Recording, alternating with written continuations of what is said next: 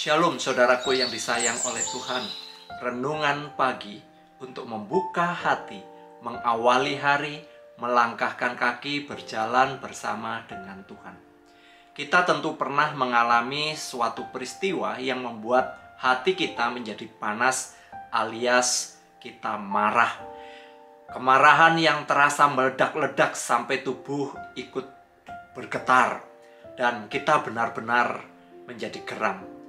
Hati yang geram bisa terjadi kepada siapa saja, khususnya mereka yang sedang dalam situasi atau berada di dalam sebuah peristiwa yang mengecewakan, sakit hati, dirugikan, ketersinggungan, atau hal-hal lain yang tidak sesuai dengan yang diharapkan.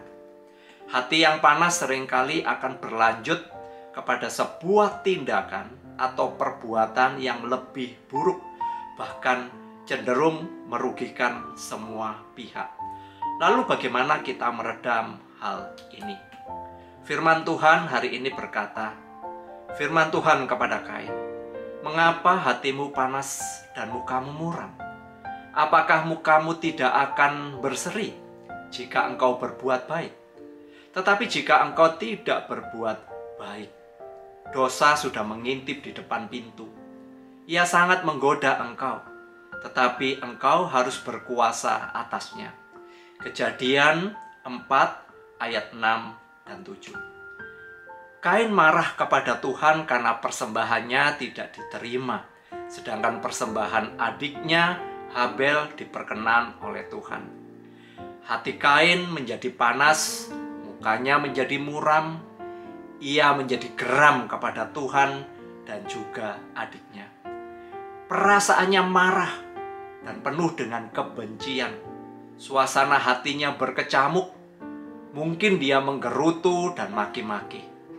Suasana hatinya yang dipenuhi dengan kemarahan membawanya untuk merencanakan sesuatu yang jahat. Hatinya yang panas mendorongnya untuk menyusun rencana yang jahat dan semakin membuatnya gelap mata, gelap pikiran. Tuhan mengetahui apa yang ada di dalam hati Kain. Tuhan melihat apa yang menguasai pikiran Kain, yaitu niat jahat yang akan membawa dirinya semakin buruk. Ia akan jatuh ke dalam dosa yang semakin melilit dan menyengsarakan hidupnya. Tuhan mengingatkan Kain agar meredam kemarahannya, menenangkan hati dan pikirannya agar dirinya tidak semakin terjerumus. Masih ada kesempatan bagi Kain untuk mundur dari niat jahat. Masih terbuka jalan untuk menarik diri dari niat jahat. Masih ada waktu untuk mendilit rancangan jahat yang ada di dalam hatinya. Kalimat dosa sudah mengintip di depan pintu. Ia sangat menggoda engkau, tetapi engkau harus berkuasa atasnya.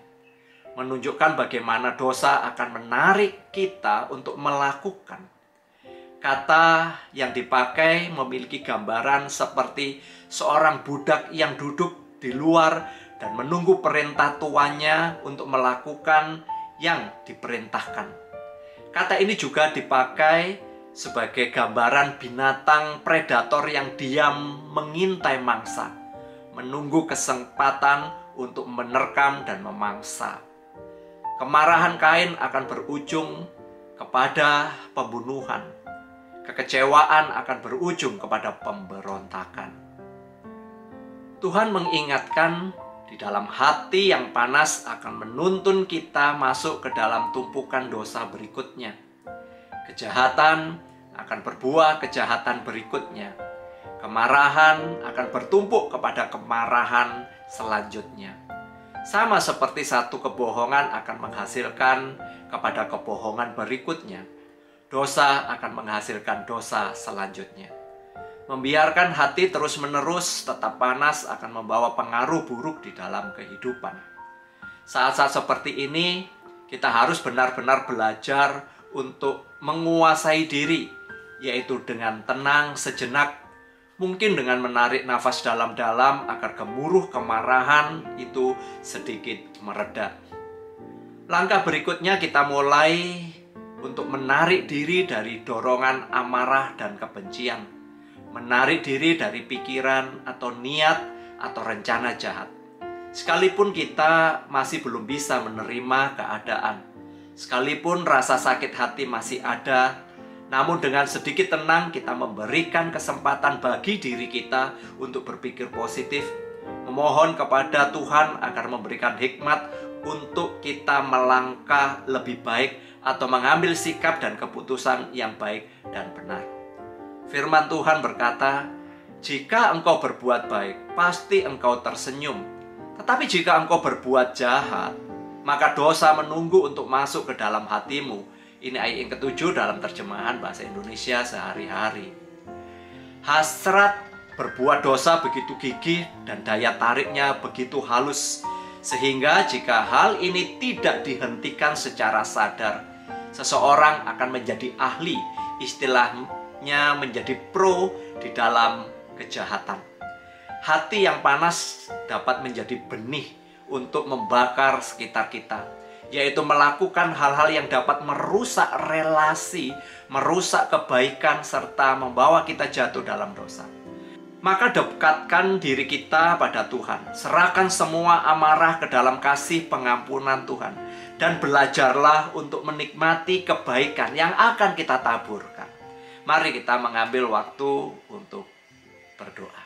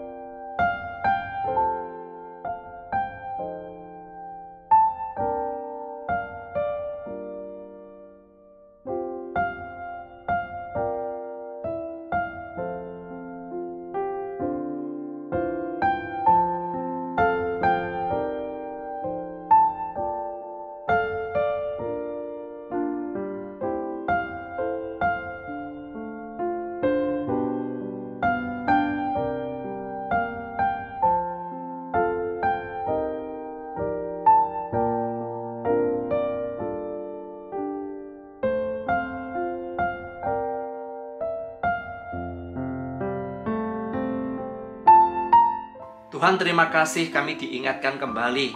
Dalam perjalanan kami seringkali sesuatu yang tidak menyenangkan, mengecewakan, membuat kami sakit hati, membuat kami jadi marah, membuat kami menjadi geram. Saat seperti itu dosa sudah mengintip, sehingga hal-hal ini membuat kami bisa jatuh kepada dosa yang berikutnya. Mampukan kami supaya kami berhenti pada titik ini, supaya kami kembali belajar berserah dan percaya kepada kuasa dan pertolongan-Mu. Kami percaya ya Tuhan, Roh Kudus-Mu akan membimbing kami untuk melakukan sesuatu yang baik dan benar. Mampukan kami ya Tuhan, di dalam nama Tuhan Yesus Kristus. Hati yang panas akan mendorong kita untuk membakar sekitar. Dan biarlah kita meminta hikmat pertolongan Tuhan supaya kita menghentikan hal itu. Sebab berkat dari Allah Bapa, Tuhan Yesus dan Roh Kudus menyertai kita hari ini sampai selama-lamanya. Amin.